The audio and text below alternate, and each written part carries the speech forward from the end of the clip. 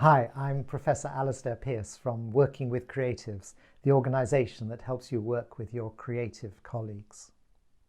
Today's video isn't about a single creative person. There's no new colleague for Wobbly or Artiste today. Instead, it's about you. It's about your discovering what kind of creative you are. And it's also about how useful this knowledge is when you're working with your creative colleagues. If you've already watched a few of my videos, you'll almost certainly have been reminded of some of your own work colleagues.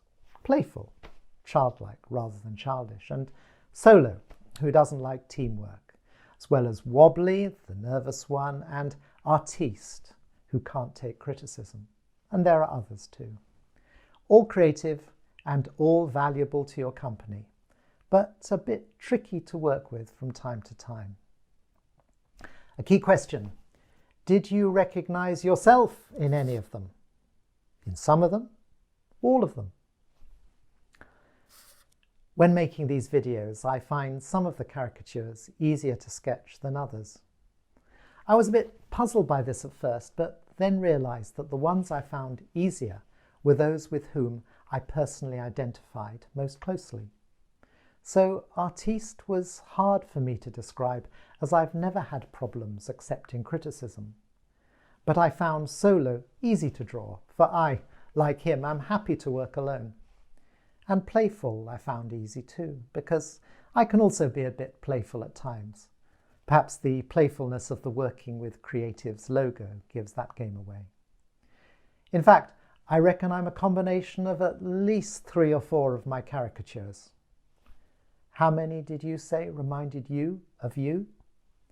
And which were they? Are you surprised, even shocked?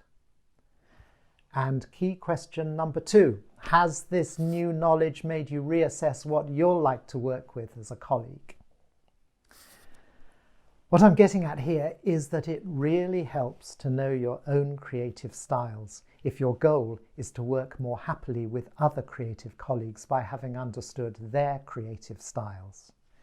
Manage to do this and you stand a better chance of getting a harmonious match.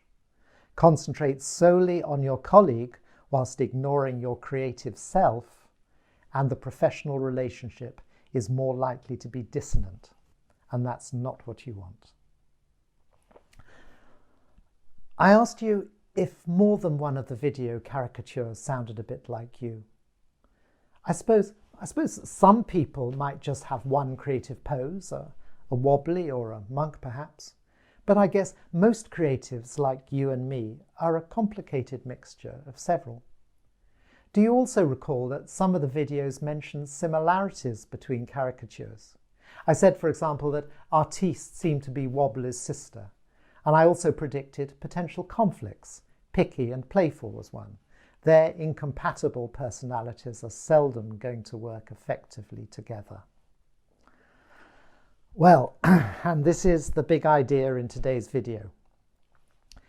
If you understand and know how to handle your colleague's style of creativity, whilst at the same time understanding your own, is it possible to adjust your own balance of styles to complement better those you've perceived in your tricky colleague?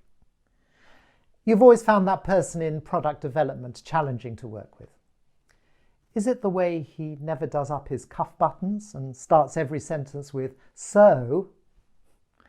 Or is it that you're approaching him with a creative style out of tune, dissonant with his?